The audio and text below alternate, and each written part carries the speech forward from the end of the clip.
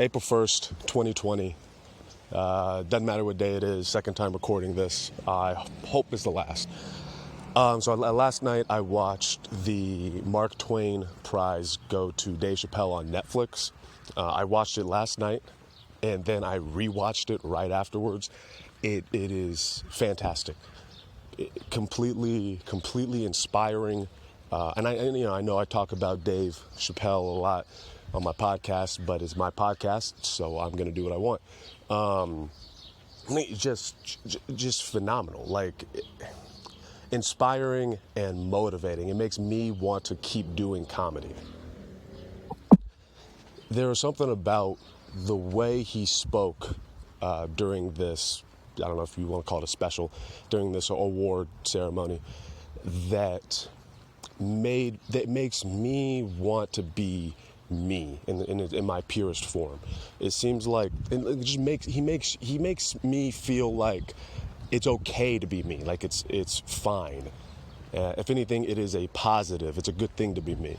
And for someone who's like me, who's been told their entire life to either not be themselves because it was upsetting people, or to be themselves while also upsetting people, that's always been like, that's difficult. Like even during this podcast is hard sometimes because it's so intimate and vulnerable.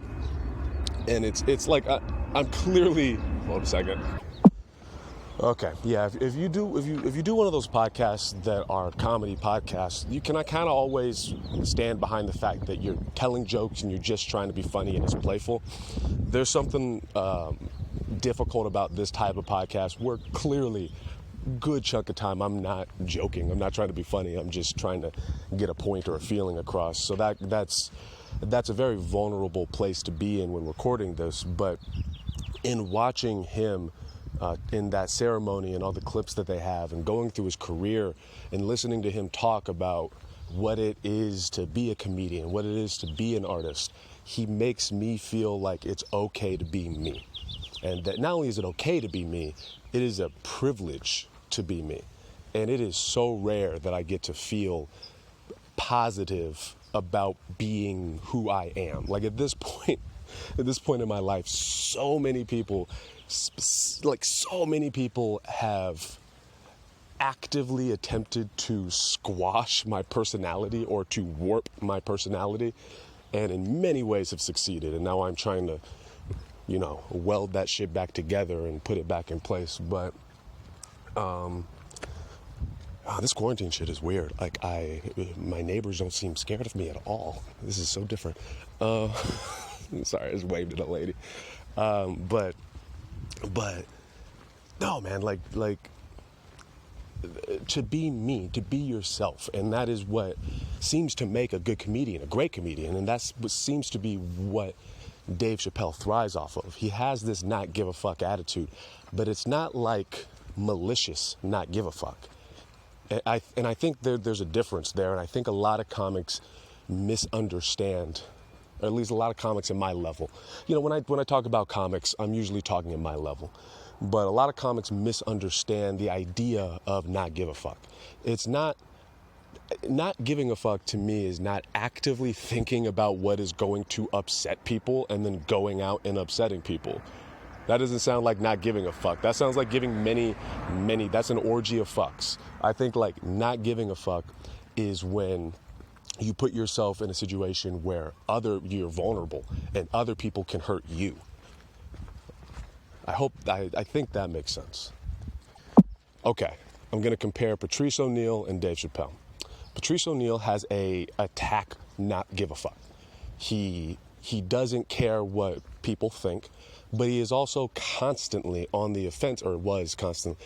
It makes me sad. But he was constantly on the offensive. He was going after people and he was taking people down, and that's what made Patrice. But he's not necessarily the guy I want to be like. I've come to realize, like, I want to be like Dave Chappelle, and Dave Chappelle has a not give a fuck. Where obviously he can take out we're going to use this fighting metaphor. He could take out his sword and go on the offensive. He can also take out a shield and go on the defensive, or he can just dodge. And he seems to dodge more often than not. It's like, you ever seen those fucking karate movies where where the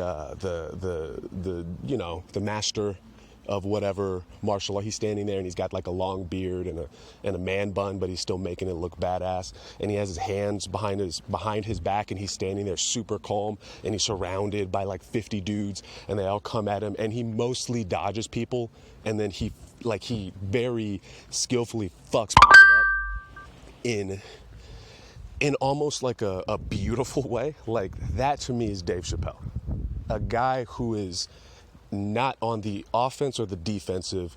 He is just neutral. He's being him. And I think leaving himself open, being so vulnerable, is a huge strength. So I'm going to try to implement that even more. Not to say, I think it's fair to say that I do vulnerable shit, but I feel like I can dig deeper. And Dave Chappelle makes me want to dig deeper. But the type of not give a fuck I would definitely compare with Patrice and Chappelle is they both, I think that they put comedy not above all. Well, I'm sure I would hope Dave puts his family like a smidge above comedy. But the vibe I'm getting is that he doesn't. I think he actually puts comedy above his wife and his children. Aaliyah, no, come here.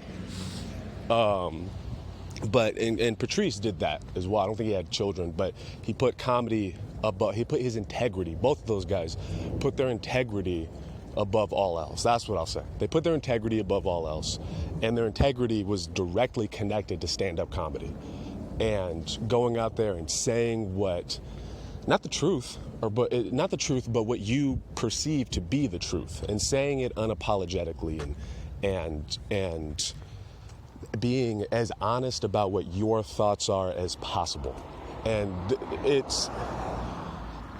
I feel like I'm going in that direction. I just don't have the skills yet. Like, I don't have the what's the word? The amount of time in the game.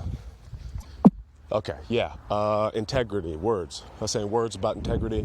I was saying sentences that involved integrity. But the integrity of comedy and what it is at its purest form, and just going out there and expressing your thoughts and your feelings no matter what.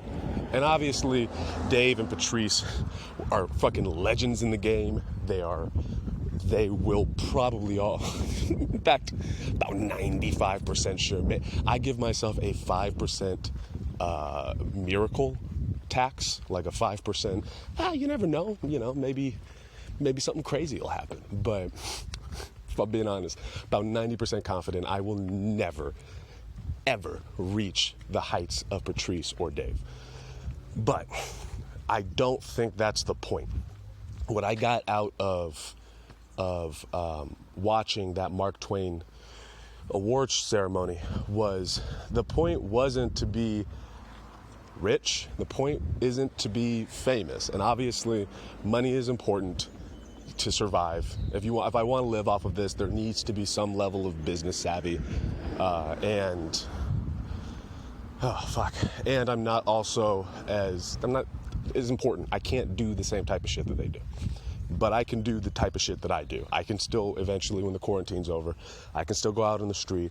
I can still run my mics and put myself on my shows and do what I'm doing. But I'm trying to switch this on of it being in service purely for stand-up, purely for the sake of art. There's this... If you're a comic and you're listening to this, and if you're not a comic and you're listening to this, go on a comic's social media. Not a famous comic. Don't go on Chris D'Elia's social media or Tom Papa's social media.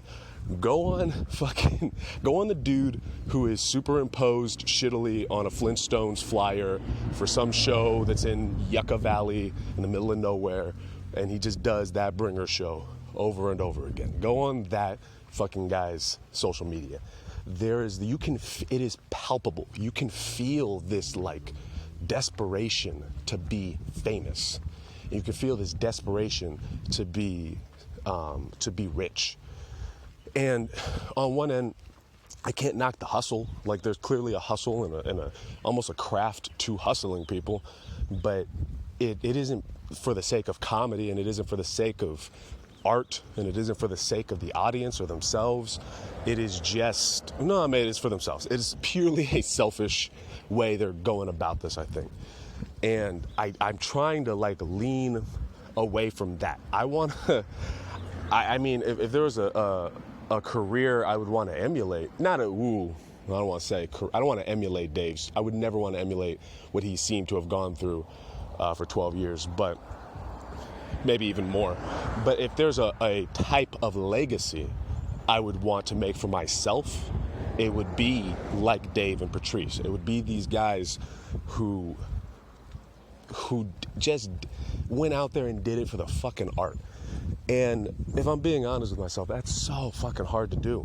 I still click on Netflix and I see stuff that makes me upset that I know I'm being vague, but I don't know. If you want to know why I'm being vague, just email thebuddysystemco@gmail.com. No, but I watch other comics and sometimes I get jealous. And I'm like, why am I not there? I want to be better than this person. I want to be better than that person. And I think that competitive nature is really good for business. I think it's really good for the buddy system. And I'm going to continue to applying it to the buddy system and the business. But I want to keep trying to completely separate the business side from the art side of this. I want to finally feel like I'm in a place where I am doing this for the love of doing this. And I think that, I don't know, if I were to have a meter, I'm probably like 65 to 70%. I think I got like a C+. I think that I'm still really new. I'm still really green to this career. And when you're green, you're fucking hungry and you want it. And I think that's good. It propels you forward, but it also can be a detriment to your art. And I think that you can try to warp yourself to be something else for the sake of, air quotes, making it. So doing it for the art, yeah. I'm going to keep that mentality in mind. Try to do that at all times when I'm just being a comic. When buddy system stuff is not going on and I'm just out there being a comedian, fucking trying to be my most 100% self, and trying to always do this for the art of it, for the craft, and respecting the craft of stand-up comedy, because to me it is one of the greatest art forms of all time. Like, without question, is one of the greatest art forms, and unique, strange and unique. And, you know, I want to be able to be one of those guys that said, you know what, whether I succeeded or failed, I was me 100% of the time. And I didn't falter, I didn't waver, and I didn't give up my integrity. And that's what I hope I can do. So, yeah.